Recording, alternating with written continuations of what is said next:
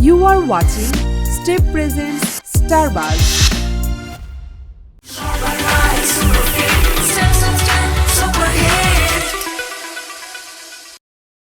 ओ बयहारा सट गया नौजवान ओ बयहारा सट गया नौजवान দৈর্যার কুলত বসত গরি সিনা দিটা গাই জ্বর তোয়ান ও বায়াহারা সাটে গায়া নৌজোয়ান ও বায়াহারা সাটে গায়া নৌজোয়ান কি বলো এইসব তোমার আসলে সত্যি না না আমি এটা করতেই পারি না কি তুমি এইটাও একটা জরুরি অংশ আর কি শুধুমাত্র এমন এমন অনেক গল্প আমি পেয়েছি যেটার সাথে যদি আরো একটু বেটার ট্রিটমেন্ট যুক্ত হতো আর একটু বেটার ডিরেকশন যুক্ত হতো বেটার টেলিং যুক্ত হতো তাইলে হয়তো বা ওইটা যেতটুকুন মানে গেছে তার থেকে আরো বেটার যাইতে পারতো যখন এটা এক্সিকিউশন হয় যখন যেটা আমি ভেবে গিয়েছিলাম পর এক্সিকিউশনের সময় অনেক সময় মিলে না ডিরেক্টর কো আর্টিস্ট এবং বিহাইন্ড দ্য ক্যামেরা আপনার পোস্ট প্রোডাকশনের সাথে কারা জড়িত এগুলো অনেক ইম্পর্টেন্ট অনেক তো অ্যাক্টিংটা যদি আপনি যেনতেনভাবে করতে চান তাহলে যে কেউ করতে পারে আর যদি প্রপারলি করতে চান এটা অনেক ডিপ একটা বিষয়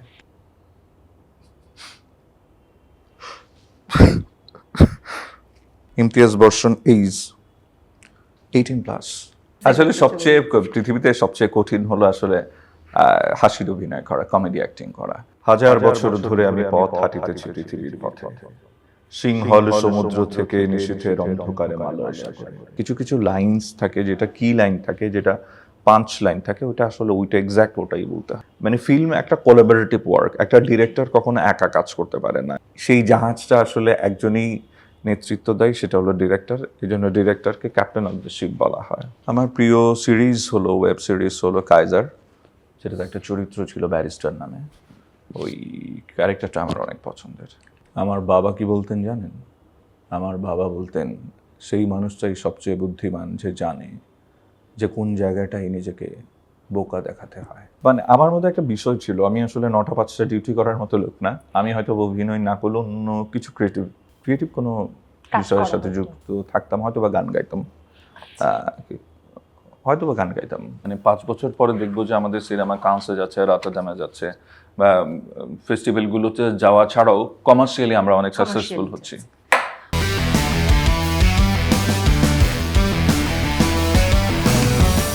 প্রিয় দর্শক আপনাদের সবাইকে আমন্ত্রণ জানাচ্ছি স্টেপ প্রেজেন্স স্টারবাজে আপনাদের সাথে আছে আমি তমরশীদ দর্শক আজকে স্টুডিওতে যে অতিথি এসেছেন তার অনেকগুলো কাজ আমরা সবাই দেখেছি তার কাজ দেখতে আমাদের ভালো লাগে এবং বেশ ভালো জনপ্রিয় কাজগুলোর সাথে তিনি সবসময় থাকেন তিনি হচ্ছেন বর্তমান প্রজন্মে ভীষণ জনপ্রিয় একজন অভিনেতা ইমতিয়াজ বর্ষণ তার সাথে আজ আমরা অনেক প্রসঙ্গ নিয়ে আলোচনা করব স্বাগত জানাচ্ছি ভাইয়া কেমন আছেন আমি ভালো আছি আপনি কেমন আছেন খুব ভালো আছি এই প্রথম আমি আপনার ইন্টারভিউ নিতে পারবো এটা ভেবে আমার খুব ভালো লাগছে প্রথমেই প্রশ্ন করতে চাই কাজের ব্যস্ততা কেমন ভালোই কাজের ব্যস্ততা কিছু বিজ্ঞাপনের কাজ করলাম আর একটা ফিকশন বা একটা ওয়েব ফিল্মের কাজ শেষ করেছি এদের জন্য আচ্ছা তার মানে বেশ ব্যস্ততার মধ্য দিয়ে যাচ্ছে অভিনেতাদের জন্য সবথেকে ব্যস্ততম মাস কোনটা এটা আসলে বলা যায় না আমাদের দেশে সাধারণত রেইনি সিজনে আমাদের শুটিংটা একটু অফ থাকে কারণ তখন ওয়েদার একটা বড় কমপ্লিকেসি তৈরি করে শুটিংয়ের ক্ষেত্রে এবং এটা ইনডোর আউটডোর দুটো ক্ষেত্রেই সেই ক্ষেত্রে তখন আমাদেরকে অ্যাকচুয়ালি ওয়েদার ফোরকাস্টিং দেখে শুটিংয়ে যেতে হয় আদারওয়াইজ সারা বছরই কম বেশি সবার ব্যস্ততা থাকে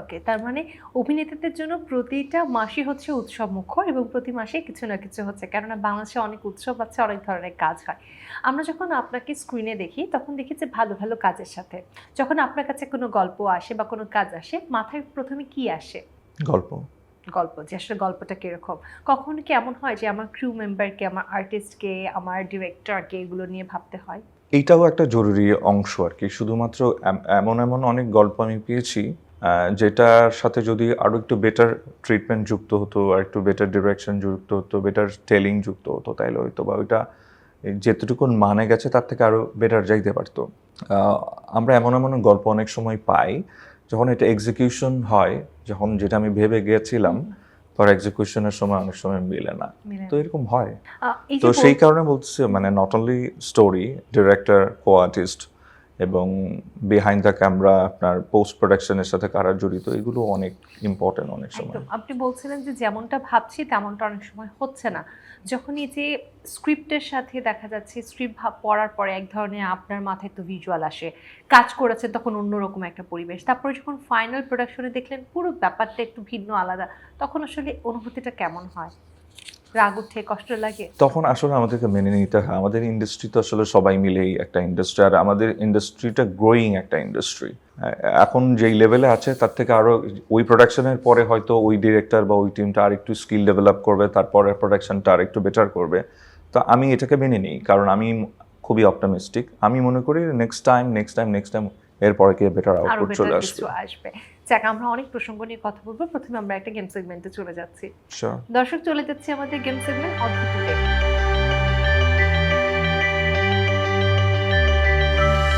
অদ্ভুত টুরে এই সেগমেন্টটি সাজানো হয়েছে অদ্ভুত কিছু প্রশ্ন নিয়ে। আপনার জন্য প্রথম অদ্ভুত প্রশ্ন, কোন জিনিসটা আপনার কিন্তু অন্যরা বেশি ব্যবহার করে? কোন জিনিসটা আমার? আমার বাসায় আমার যেগুলো পারফিউম বডি স্প্রে গুলো আমার কিন্তু ফ্রেন্ডরা অন্যরা বেশি ইউজ করতে ব্যবহার পারে। করে। হ্যাঁ, আচ্ছা, করে। সুন্দর উত্তর। তবে এমন হ্যাঁ। একটা জিনিস যেটা আসলে আপনার কিন্তু অন্যরা বেশি ব্যবহার করে, আপনার সেটা ব্যবহার করা হয় না বললেই চলে। এবং বর্তমানে যেহেতু এখন আপনাকে সবাই চেনে, এখন এটা আরো ব্যবহার কমে গেছে আপনার জন্য। আমি মানে প্রশ্নটা আসলেই অদ্ভুত। থ্যাংক ইউ, এরকম একটা অদ্ভুত প্রশ্ন আমি আরেকটু করেছেন। যদি সোজা করে দেই, হ্যাঁ, যেহেতু আপনাকে এখন সবাই চেনে, তাই এখন সবাই জিনিসটা বেশি ব্যবহার করে, আর আপনার একদম ব্যবহার করাই হয় না, কারণ সবাই বেশি ব্যবহার করছে এখন জিনিসটা। কিন্তু জিনিসটা একান্তই আপনার। একান্তই আমার। হুম। গুগলি টাইপ কোশ্চেন। একদম। এটা কি শুধু মানে আপনার ক্ষেত্রেও সেম হবে না? হ্যাঁ, আমার ক্ষেত্রেও সেম হবে। ধরুন আমার কিন্তু অন্যরা বেশি ব্যবহার করে। আমার নাম তো বর্ষণ, বৃষ্টির সাথে জড়িত কিছু কি? নামের সাথে জড়িত কিছু। বর্ষণ সবাই ব্যবহার করে, পানি, বৃষ্টির পানি। আরে না, আপনার নাম। আমার নাম ইমতিয়াজ বর্ষণ। হ্যাঁ, সেটা তো আপনার নাম। হ্যাঁ, সেটা আপনি ব্যতীত সবাই বেশি ব্যবহার করে, আচ্ছা। তাই না? আমাদের চারপাশে মানে এখন I তো got it. আপনার নিজের নাম বেশি বলতে হয় না, সবাই আপনাকে বেশি ডাকে এই জন্য। পরের অদ্ভুত প্রশ্ন, কোন জিনিস কাটলে বড় হয়? কাটলে বড় হয় খাবারের? খাবারের কোনো কিছু আসলে কাটলে বড় হয় ব্যাপারটা এরকম না। একটা জিনিস যেটা কাটলে বড় হয়, এত বড় হয়, অনেক বড় হয়। গ্রামে সেই জিনিসটা অনেক থাকে, ঢাকাতে সেই জিনিসটা খুব একটা চোখে পড়ে না। গ্রামে অনেক থাকে, কাটলে বড় হয় খেজুর গাছ। ইনস্ট্যান্ট বড় হয় আর কি। ইনস্ট্যান্ট বড় হয়, কাটলে খেজুর গাছ তো বাড়তে থাকে, কাটে আবার। ওটা একটা সময়ে সময়ে বাড়তে সময়। থাকে, কিন্তু এটা কাটার সাথে সাথে বড় হতে থাকে। যত কাটবেন তত বড় হবে, যত বড় হবে তত রিস্কি হয়ে উঠবে জিনিসটা। কাটলে বড় হবে। গরমে ছেলেমেয়েরা সেই জায়গায় ঝাঁপ দেয়। গরমে সেই জায়গায় ঝাঁপ দেয়। হুম। আগুনে আগুনে তো আর আগুনে কি- ঝাঁপ দেয় না গরমে কেউ, ওটা না। শীতে ঝাঁপ দিতে পারে। গরমে সেই জায়গায় ঝাঁপ দেয় তো পানি। পানি থাকে এরকম একটা পুকুর। জায়গা। পুকুর, একদম হয়েছে। পরের অদ্ভুত প্রশ্ন, কোন প্রশ্নের উত্তর কখনো হ্যাঁ বলতে পারা যায় না? অনেক প্রশ্ন আছে। যেমন এমন একটা প্রশ্ন যেটার উত্তর কখনোই হ্যাঁ হবে না, সবসময় না হবে। তো আমাকে যদি কেউ বিয়ে নিয়ে কোশ্চেন করে, এটা তো মানে আমার লাইফে আমি বিয়ে করেছি কিনা আমি নাই বলবো। না মানে কখনো না কখনো তো এটার উত্তর হ্যাঁ হবে, কখনো কখনো হ্যাঁ হবে। বাট এটার উত্তর কখনোই হ্যাঁ হবে না। এটা কি যে কারো ক্ষেত্রেই একই হবে? যে কারোর ক্ষেত্রে সে। পারছে না। আপনি কি ঘুমাচ্ছেন? তো না, কখনো হ্যাঁ হবে না। আর হ্যাঁ হলে আসলে ওটা Thank হবে you. না। Brilliant. ওকে, পরের অদ্ভুত প্রশ্ন, দাঁত আছে তবু কামড়াতে পারে না, কে সে? চিরুনি। হয়ে গেছে। পরের অদ্ভুত প্রশ্ন, এমন কোন ড্রাইভার আছে যার কোনো লাইসেন্স লাগে না? Screw driver. গ্রেট। ওকে, পরের অদ্ভুত প্রশ্ন, কোন জিনিস ফ্রিজে রাখলেও গরম থাকে? ফ্রিজ যে রাখলেও গরম থাকে। ফ্রিজে রাখলেও গরম থাকবে, রান্নাঘরে রাখলেও গরম থাকবে, ব্যাগে ভরে নিয়ে আসলেও গরম থাকবে, সবসময় গরমই থাকবে। আগুন। আগুন তো ব্যাগে ভরে আনতে পারবো না, বাট এই জিনিসটা ব্যাগে ভরে আনতে পারবো, হাতে ধরতে পারবো। লাইটার। লাইটার তো গরম থাকে না, বাট মানে এটা এটা একটা গরম জিনিস, খাবারের কিছু একটা। খাবার। খাবার, ডিরেক্ট খাবার না, আবার ডিরেক্ট খাবারও। মনে করুন ঠান্ডা লাগলে, কাশি হলে বাধ্য হয়ে কিছু মানুষকে তখন সে খাবারটা মুখে রাখতে হয়, বাট এটা অন্য খাবার প্রস্তুতে বেশি সহায়তা করে আর কি। মশলা টাইপ কিছু। হতে পারে। আদা। জিঞ্জার? না, জিঞ্জার না। সবসময় গরম থাকে এরকম একটা জিনিস, এরকম একটা মশলা সবসময় গরম থাকে। গরম মশলা। ডেফিনেটলি। ওকে, পরের অদ্ভুত প্রশ্ন, কোন ব্যাগ কখনো ভারী হয় না, সবসময় হালকা থাকে? কোন ব্যাগ কখনোই ভারী হয় না? ভেরি কমন, বাট আমি এটা অনেক কমন, হ্যাঁ, বাট একটু ট্রিকি। এটা কি ক্যারি করি আমরা সবাই? না, আমি তো ক্যারি করি না, আমি ক্যারি করি না। মানে কারা ক্যারি করে? এটা কারা ক্যারি মানে করে? এটা ক্যারি করার মতো না। ক্যারি করা যেতে পারে, নাও যেতে পারে, এরকম আর কি। সচরাচর ব্যাগ না আর কি। সচরাচর ব্যাগ না। কি বললেন কোশ্চেনটা? কোন ব্যাগ কখনো ভারী হয় না, সব সময় হালকা থাকে? ওকে, অ্যানসার হচ্ছে ইয়ার ব্যাগ। ইয়ার ব্যাগ কি ভারী হয় না? মিনিমাম ওয়েটও তার থাকে না? ওটা তো একবারে হালকা, মানে ওর চেয়ে অন্যান্য ব্যাগ আরো ভারী হয়। আচ্ছা, ইয়েস। সো পরের অদ্ভুত প্রশ্ন, মানুষের শরীরের এমন কোন অংশ যা সবসময় ভিজে থাকে? চোখ। ট্রু, চোখ অলওয়েজ ভেজা থাকে, কারণ ড্রাই আইজ হলে সাথে সাথে চোখ নষ্ট হয়ে যাবে। আচ্ছা, পরের প্রশ্ন, আপনি আপনার বাম হাতে কি ধরতে পারেন কিন্তু ডান হাতে কোনোদিনও ধরতে পারবেন না? আচ্ছা, এমন কোন জিনিস আপনি আপনার বাম হাতে ধরতে পারবেন কিন্তু ডান হাত দিয়ে ধরতে পারবেন না? যেটা কি সবার ক্ষেত্রেই প্রযোজ্য? সবার ক্ষেত্রে প্রযোজ্য। মানে এটি শুধু বাম হাতেই ধরতে পারবো? এটা শুধু বাম হাত দিয়ে ধরতে পারবেন, ডান হাত দিয়ে ধরতে পারবেন না। ডান হাত। বাম হাত দিয়ে ধরতে পারবেন। বাম হাত দিয়ে আমার ডান হাতটা ধরতে পারবো, কিন্তু ডান হাত দিয়ে আমার ডান হাতটা ধরতে পারবো না। পারবেন না, এক্স্যাক্টলি হয়েছে। ওকে, পরের অদ্ভুত প্রশ্ন এবং শেষ অদ্ভুত প্রশ্ন, পৃথিবীর এমন একটা জিনিস যতই ভাগ করো ততই বাড়ে, কি? যতই ভাগ করি ততই বাড়তে থাকবে। পানি। না, পানি কিন্তু মনে করেন এক গ্লাস পানি দুই ভাগ করলে কমে যাবে, হাফ হাফ হয়ে যাবে। এটা ভাগ করলে কমে বাড়তে না। থাকবে বাতাস। না, ভাগ করলে কমে না, দান করলে কমে না। এটা কি বস্তু ধরা যায়? না, এটা ধরা যায় না, কিন্তু এটা না থাকলে জীবনে অনেক কিছু ধরা যাবে না। অক্সিজেন? না, বাতাস তো বললাম না, মানে এটা এমন একটা জিনিস যেটা আপনার জীবনে যত থাকবে আপনি তত জীবনে অনেক কিছু ধরতে পারবেন, সাকসেস ধরতে পারবেন, বাট এটা যত আপনার ভিতরে কম থাকবে আপনি তত জিনিসপত্র কম ধরতে পারবেন। যত বেশি অন্যকে দিবেন আপনারটাও তত বাড়তে থাকবে, তারটাও বাড়তে থাকবে। জ্ঞান। জ্ঞান হয়েছে। ওকে, অদ্ভুত প্রশ্ন শেষ, আমরা আবারও প্রশ্নে চলে আসি। এই পর্যায়ে আমরা আপনার কাছে একটা ডায়লগ শুনবো। কিসের? আপনার পছন্দের একটা ডায়লগ। আমার খুব একটা ডায়লগ মনে থাকে না। একটা ডায়লগও মনে নেই? আমি কবিতা শোনাইতে পারি। নিশ্চয়ই, আমরা তাহলে কবিতা শুনবো। হাজার বছর ধরে আমি পথ হাঁটিতেছি পৃথিবীর পথে, সিংহল সমুদ্র থেকে নিশীথের অন্ধকারে মালয় সাগরে। অনেক ঘুরেছি আমি বিম্বিসার অশোকের ধূসর জগতে, সেখানে ছিলাম আমি আরো দূর অন্ধকারে বিদর্ভ করে। আমি ক্লান্ত প্রাণ এক, চারিদিকে জীবনের সমুদ্র সফর আমার দুদণ্ড শান্তি দিয়েছিল নাটোরের বনলতা সেন। বাহ, এই যে কবিতা আবৃত্তি করার মধ্যে একটা বড় অংশ হচ্ছে সেই কবিতাটাকে ভালোভাবে আত্মস্থ করা, মুখস্থ করা, বা নাটকের ক্ষেত্রেও সেম, আপনি যেই চরিত্রটাতে কাজ করছেন সেটাকে ভালোভাবে মাথায় রাখতে হচ্ছে, স্ক্রিপ্টটা মুখস্থ করতে হচ্ছে। আসলে এগুলো মুখস্থ করার টেকনিক কি? একদম হুবহু ডিটু মুখস্থ করার বা আমি করি না, আমি ওটাকে বারবার পড়তে থাকি, তো ওইটাকে নিজের মতো করে বলতে থাকি। হয়তো একটা দুটো শব্দ এদিক ওদিক হয়, দেন ডিরেক্টরকে শোনাই, ডিরেক্টর যদি অ্যাকসেপ্ট করে দেন ওটা আমি বলি। এই যে আপনি বললেন যে আপনি নিজের মতো করে একটু করার চেষ্টা করেন, এরপরে ডিরেক্টরকে এটা সব সময় করা যায় না, কিছু কিছু লাইনস থাকে, যেটা কি লাইন থাকে, যেটা পাঁচ লাইন থাকে, ওটা আসলে ওইটা এক্স্যাক্ট ওটাই বলতে হয়। একদম ঠিক। সো ইভেন আপনি তারপরে ডিরেক্টরের পরামর্শ নেন, তারপরে করেন। তো এখানে আসলে একটা প্রশ্ন করতে চাই, অনেক সময় অনেকে এসে বলে, আমরা অনেক কমেন্টও দেখি, আবার অনেকের আক্ষেপও শুনে থাকি যে নায়করা একটু ডিরেক্টরের কথা কম শুনতে পছন্দ করে, তারা একটু নিজেদের মতো করে করতে চায়, ডিরেক্টরদেরকে খুব একটা আসলে তারা মূল্যায়ন করে না ইদানিং। এটা আসলে কি সত্য নাকি এটা পুরোটাই গুজব? এটা সবসময় সত্য না। আমি অনেককেই দেখেছি, মানে আমি ম্যাক্সিমাম টাইমই দেখেছি আসলে ম্যাক্সিমাম ডিরেক্টরের কথা শোনে। আসলে এটা শোনা উচিত, কারণ গল্পটা ডিরেক্টর সিলেক্ট করেছে, ডিরেক্টর মনে করেছে আমি বা আমরা অন্য যে কেউ ওই ক্যারেক্টারের জন্য, ওনার দৃষ্টিতে ওই ক্যারেক্টারটার জন্য আমি বা অন্য কেউ পারফেক্ট। তো উনি তো আসলে ভেবেই নিয়েছে, আসলে উনি ওনার সিলেকশনের পেছনে তো একটা যুক্তি আছে, লজিক আছে। সেক্ষেত্রে আমার অ্যাকচুয়ালি দিন শেষে ডিরেক্টরের কথাই শোনা উচিত, কারণ এন্ড অফ দ্য ডে যদি এটার ক্রেডিটটা যায়, এটা ম্যাক্সিমাম ডিরেক্টরের কাছেই যাবে, এটাই ট্রু। আর আমরা হলাম অর্নামেন্টেশন আর কি, আমরা কোলাবোরেশন, মানে ফিল্ম একটা কোলাবোরেটিভ ওয়ার্ক, একটা ডিরেক্টর কখনো একা কাজ করতে পারে না। এটা স্টোরি লাইন আপ, ডায়ালগ, পারফর্মারদের পারফরমেন্স এনরিচ করা তো ডিরেক্টরেরই কাজ।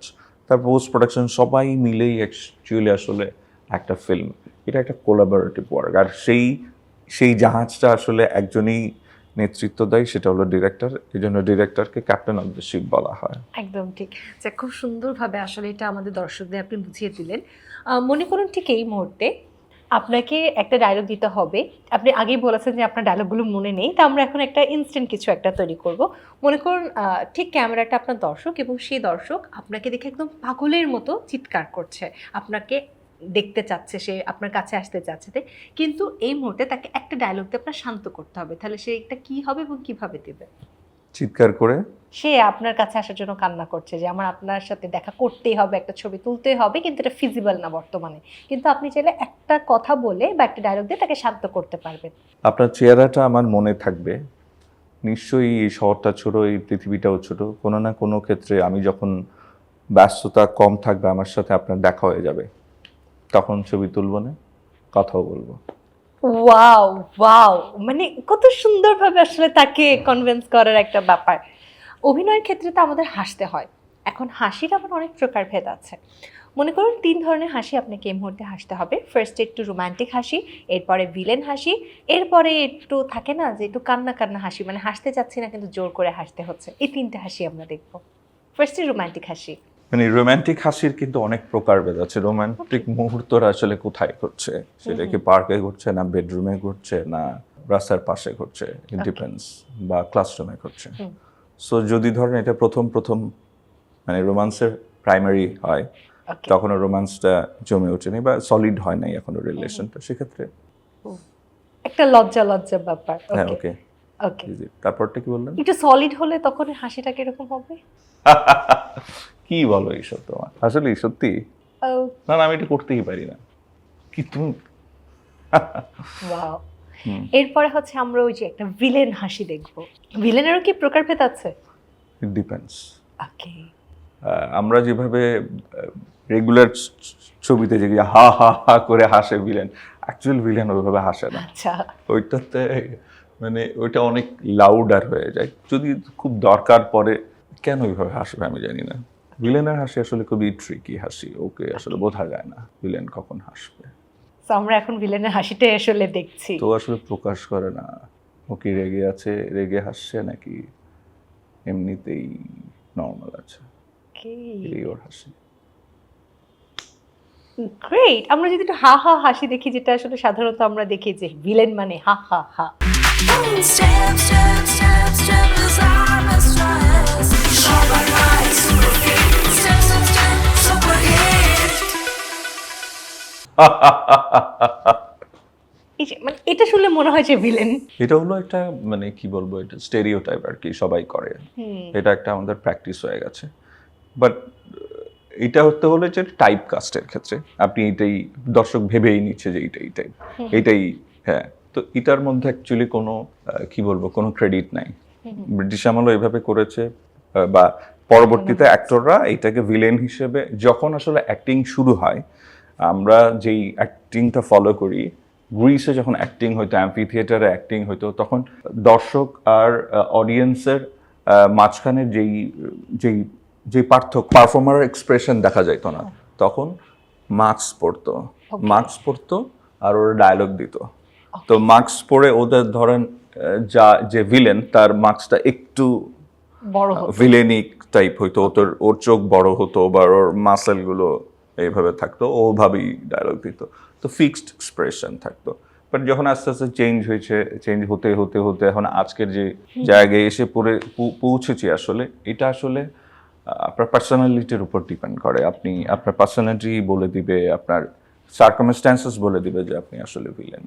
আসলে অ্যাক্টিং অনেক ডিপ একটা ব্যাপার। আমরা সাধারণত একদম উপর দিয়ে দেখি, বাট ভেতরে ঢুকলে বোঝা যায় যেখানে আরো অনেক কিছু আছে।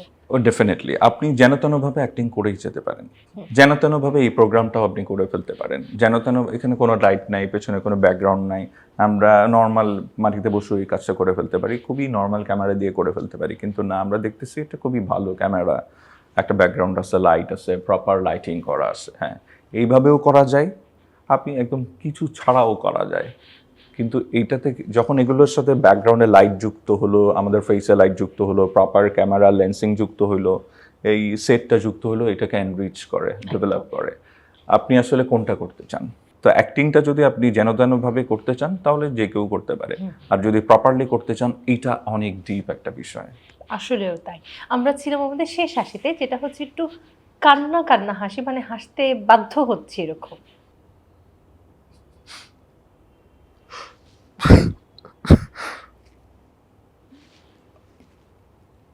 ওয়াও, আমার ছোটবেলা থেকে একটা খুব কিউরিয়াসিটি কাজ করতো, অভিনয় শিল্পীরা কিভাবে কান্না করে।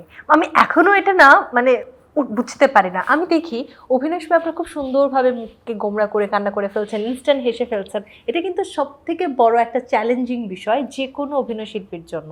যাক, আমরা অনেক বিষয় নিয়ে আলোচনা করব বলেছিলাম, কিন্তু আমরা হাসিতে আটকে গেছি।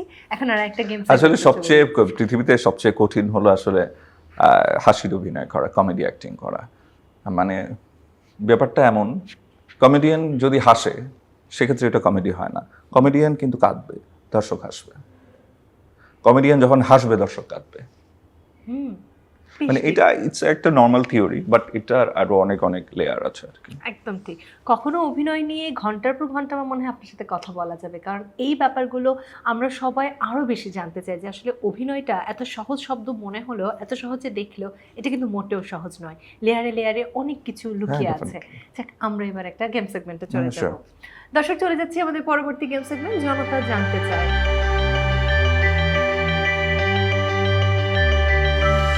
আপনার ফ্যান যারা আছে, দর্শক যারা রয়েছে, জনতারা যারা আছে, তাদের অনেক প্রশ্ন, তাদের প্রশ্ন নিয়ে সাজানো হয়েছে আমাদের এই সেগমেন্ট।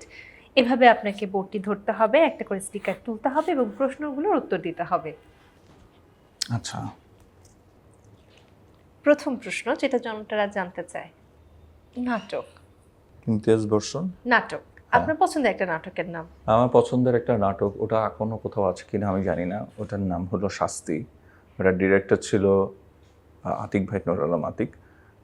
এটা রবীন্দ্রনাথ ঠাকুরের গল্প, ছোট গল্প শাস্তি থেকে নিয়ে। ওকে, পরের প্রশ্নে আমরা চলে যাই, দেখি জনতারা। ওটা প্রবাবলি টেলিভিশনে প্রচার হওয়া আমার প্রথম নাটক, প্রবাবলি কনফার্ম আমার প্রচারিত প্রথম নাটক, ওকে, বাট কোথাও দেখা যায় না এখন।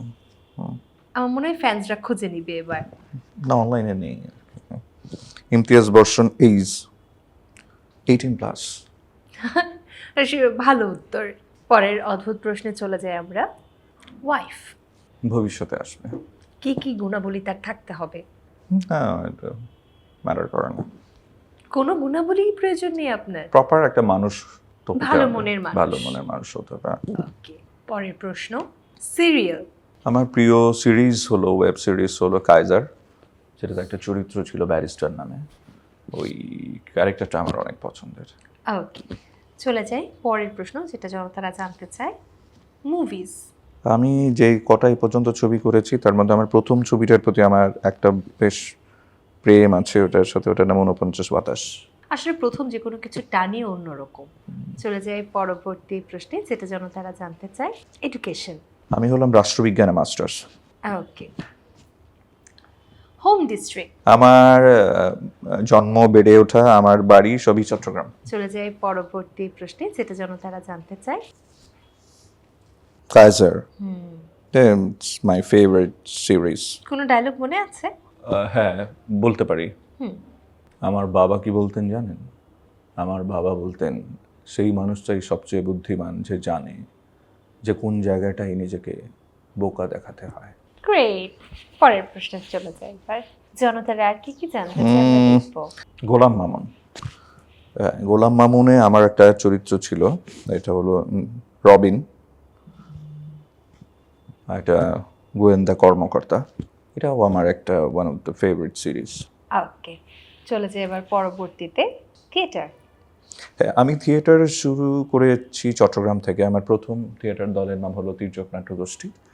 এর পরবর্তীতে ওখানেই আমি আমার জীবনের অনেকটুখানি সময় পার করি। তার পরবর্তীতে আমি যুক্ত হই থিয়েটার অ্যাভাগার্ডের সাথে। এখনও হয়তো তাদের মেম্বার বা নামে মেম্বার, বাট কাজ করা হয় না। আমার একটা বড় অংশ গেছে fame school of dance, drama and মিউজিকে। আমার থিয়েটারের প্রথম অ্যাপ্রিসিয়েশন কোর্স ওখানেই করা। আমি ফেমই অনেক বছর আমার গুরু অসীম দাসের সাথে কাজ করেছি। বাহ, দারুণ। আমরা একদম শেষ প্রশ্ন জানবো, যেটা জনতারা আসলে জানতে চায় আপনার কাছ থেকে। ও আরও একটা আমি বেশ কিছুদিন মূকাভিনয় করেছি। আমার মূকাভিনয়ের প্রথম দলটার নাম প্যান্টোমাইম মুভমেন্ট, এবং দীর্ঘদিন যেখানে কাজ করেছি আমার গুরু, আমার শিক্ষক, মূকাভিনয়ের শিক্ষক দেবাংশু ঘোরের সাথে, ওটা হলো নাটুয়া নির্বাক সম্প্রদায়। ফ্যামিলি। আমার ফ্যামিলিতে আমার মা আছেন, আমার বোনরা আছেন, আমার ভাগ্নেরা আছেন। ওকে, জনতারা যা যা জানতে চায় আমরা সবকিছু জেনে ফেলেছি। এইবার আপনার কাছ থেকে চিটাগংয়ের ভাষায় ডায়লগ শুনবো। চিটংয়ের ভাষায় ডায়লগ। চিটংয়ের ভাষাটার মধ্যে একটা বিষয় আছে। আমি যারা চিটাগনিয়ান না তাদের সামনে আসলে চিটাগনিয়ান ভাষায় কথা বলা যায় না। কেন?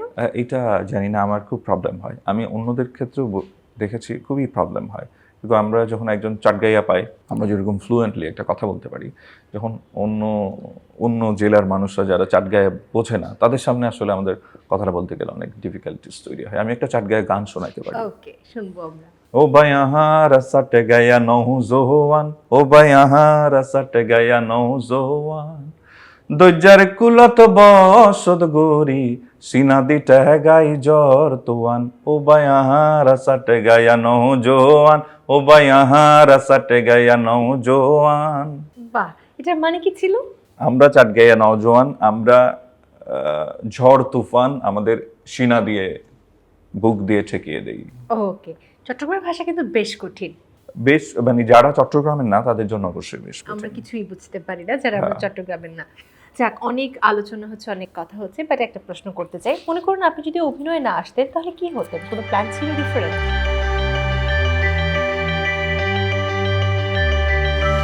মানে আমার মধ্যে একটা বিষয় ছিল, আমি আসলে 9টা 5টা ডিউটি করার মতো লোক না। আমি হয়তো অভিনয় না করলেও অন্য কিছু ক্রিয়েটিভ কোনো বিষয়ের সাথে যুক্ত থাকতাম, হয়তো বা গান গাইতাম,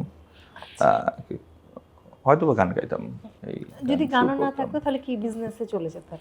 কারণ চট্টগ্রাম মানেই তো সবাই বিজনেস করে। হতে পারে, বাট আমাকে কখনো ওইভাবে টানেনি আর কি। আমাকে এগুলোই সবচেয়ে বেশি টানতো ছোটবেলা থেকে। ক্রিয়েটিভ ফিল্ডের কাজ বা একটু সংস্কৃতির সাথে থাকা, একটু এমন কাজগুলো করা যেখানে গান, নাচ, অভিনয় এই ধরনের কাজগুলো থাকতে চায়।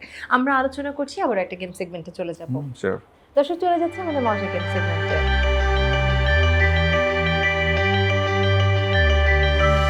এখন তো গেম সেগমেন্টটা খুবই সোজা। আপনার হাতে ছুরিটা আমি দিয়ে দিব, এবং এই বলে যতগুলো বল আছে ছুরিতে ঢেলে দিবেন।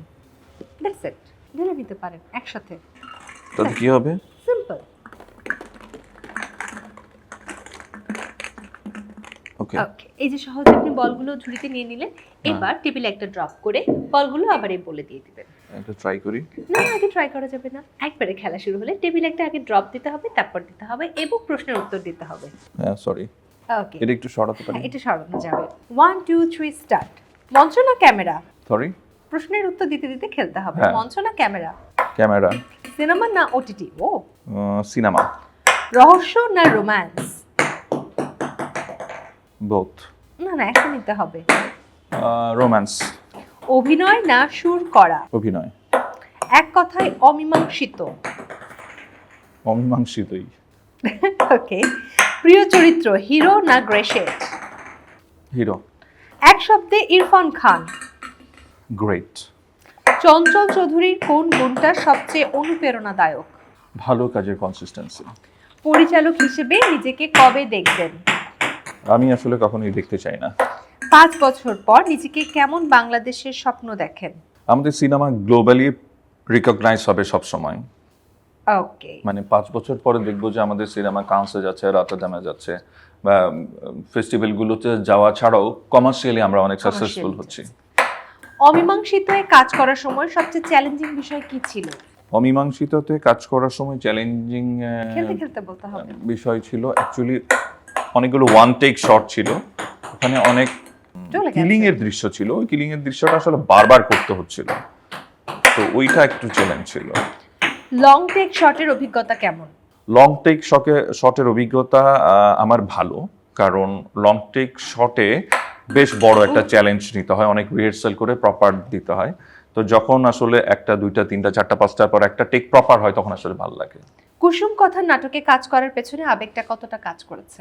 কুসুম কথা নাটকে কাজ করার জন্য এটা হলো আমার একজন শিক্ষক, আমার খুব প্রিয় মানুষ সুকাপার কাজের ক্ষেত্রে আমার সবসময় আবেগ কাজ করে। খেলতে খেলতে বলতে হবে। হ্যাঁ, ত্রিভুজে আপনার চরিত্রটি কেমন? ত্রিভুজে আমার চরিত্রটা ছিল খুবই সাধারণ একজন কমন ম্যান, খুবই মিডল ক্লাস একটা ফ্যামিলির মানুষ। সে তার ওয়াইফ নিয়ে খুব সাধারণ একটা জীবনযাপন করে। হ্যাঁ, গান ও অভিনয় দুইয়ের মধ্যে ভারসাম্য কিভাবে রাখেন? ভারসাম্য রাখতে পারি না, চেষ্টা করি রাখার। নতুন যারা অভিনয় আসতে চায় তাদেরকে কি বলবেন? নতুন যারা অভিনয়ে আসতে চাই তাদেরকে একটাই কথা বলবো, এইটা এমন একটা সেক্টর, আপনি হুট করে সাকসেস আশা করতে পারেন না, এটার পেছনে সময় দিতে হবে, একটা জার্নি যাইতে হবে। সেই জার্নিকে অনেকে স্ট্রাগল বলে, আমি বলি এটা একটা জার্নি। এই জার্নিটা যদি আপনি উপভোগ করতে পারেন তাহলে আসেন। ওকে, শেষ আমাদের খেলা। কোনো ক্যালকুলেশন ছিল? মানে আমি দেখলাম লাস্টেটা খুব ক্যালকুলেশন করে দিলেন এবং হয়েও গেল। না, একটা মনে হয় কিভাবে জানি হয়ে গেল, তারপর ভাবলাম কি নেক্সট টাইম এইভাবে ট্রাই করলে হবে। ওকে, সো 6টা বল আপনি পেরেছেন। Oh. সো আপনি মোটামুটি এই খেলায় অনেকটুকুই আসলে করতে পেরেছেন। কংগ্রাচুলেশন। আমরা Thank you. একদম শেষ মুহূর্তে আছি। আচ্ছা, এটার বিনিময়ে আমাকে কি দেয়া হবে? আপনার জন্য উপহার আছে। আচ্ছা, একদম শেষ প্রান্তে আমরা দেবো, আমরা শেষ প্রান্তে আছি। তবে এখন উপহার দেওয়ার আগে একটা প্রশ্ন করতে চাই। অভিনয় করার ক্ষেত্রে বিভিন্ন স্থানে যেতে হচ্ছে, কখনো আউটডোরে, কখনো ইনডোরে, কখনো উঁচু নিচু রাস্তায়, পাথর আছে এমন জায়গায়, কিংবা রিস্কি কোনো জায়গায় যেখানে জীবননাশের ভয় থাকে, তারপরেও যেতে হয় অভিনেতাদের। সেক্ষেত্রে পা ব্যথা করে বা সঠিক জুতো খুঁজে পান? না, পাই না মোস্ট অফ দ্য টাইম, কারণ আমার পাটা এত বড়, আমার সাইজে, এটা কস্টিউম যারা ডিজাইন করে তাদের অনেক ঝামেলা হয়ে যায়। তো ওরা 7 জনের আমার জন্য 2 জোড়া জুতো আমার বরাদ্দ ছিল, পরে ওই 2 জোড়া শেষ শ্যুট করতে করতে, পরে আবার নেওয়া হয়েছে, কিন্তু তাতেও আমি বেশ আরাম পাচ্ছিলাম না, বেশ মোটামুটি আমি কষ্ট সহ্য করে আমার শ্যুট করতে হয়েছে আর কি। হ্যাঁ, ওকে, সো এই যে মানে আমাদের দেশীয় একটা ব্র্যান্ড আছে জুতো তৈরির, স্টেপ, তারা কিন্তু ছেলেদের জন্য অনেক আকর্ষণীয় জুতো তৈরি করে থাকে, বিশেষ করে তাদের স্লাইডস বা হচ্ছে যেগুলো চাপ্পল আছে সেগুলো খুবই জনপ্রিয়। আমার মনে হয় সেগুলো আপনার ট্রাই করা উচিত। আমি অনেক ক্ষেত্রে ডিজাইনকেও কনসিডার করি যদি আমার পায়ের সাথে সাইজ মিলে যায়। Okay, আমার তা মনে হয় আমি মিলে যাবে। প্রেফার করব যদি পায়ের সাইজের সাথে ওদের ডিজাইনটাও আমার যদি পছন্দ হয়, সেক্ষেত্রে সোনাই সোহাগা। ওকে, সো আমার মনে হচ্ছে এই জুতো আপনার সাইজে হবে। সো আমার কাছে কিন্তু স্টেপের পক্ষ থেকে একটা গিফট হ্যাম্পার ও, রয়েছে আপনার জন্য। Thank you so much. Welcome. তো আশা করছি স্টেপের জুতো আপনাকে কমফোর্ট দেবে এবং একই সাথে এটা আপনার সাইজেও হবে। Step, step, step, step is I'm a stress. Shabba right, super fit. Step, step, step, super hit. Thank you, আপনাকেও মানে স্টেপকে ধন্যবাদ যে আমার সাইজের একটা জুতো শেষ পর্যন্ত পাওয়া গেছে। অ্যান্ড আপনাকে অনেক ধন্যবাদ আজকের এই আয়োজনে এসেছেন। আমাদের দর্শক যারা আছে তাদের কিছু বলতে চান? দর্শকদের একটা কথাই বলবো, আমরা আসলে অনেক কষ্ট করে পরিশ্রম করে আমাদের লিমিটেড বাজেটের মধ্যে আমরা আপনাদেরকে বিনোদন দেওয়ার জন্য অনেকগুলো কাজ করি সারা বছর। সেই কাজের সাথে আপনারা থাকেনও, আমরা দেখি আপনারা আসলে দেখেন বলে আমরা কাজগুলো করতে পারি আর কি। আপনাদের কাছে একটাই চাওয়া, বাংলা কন্টেন্টের সাথে আর একটু বেশি বেশি করে থাকেন, আমাদের সিনেমা, ওয়েব ফিল্ম, নাটক, সিরিজ এগুলোর সাথে থাকেন, দেখেন, সমালোচনা করেন, ভালো লাগলে ভালো বলেন, মন্দ লাগলে সেটাও বলেন, তাতেও আমাদের উপকার হবে। দর্শক, স্টেপ প্রেজেন্ট স্টারবাস থেকে আজকের মতো এখানে বিদায় নিচ্ছি। আবারও দেখা হবে আপনাদের সাথে আগামী আয়োজনে অন্য কোনো অতিথিকে সঙ্গে নিয়ে। সে পর্যন্ত সবাই ভালো থাকুন, সুস্থ থাকুন, গ্ল্যামার্সের সাথেই থাকুন। আল্লাহ হাফেজ।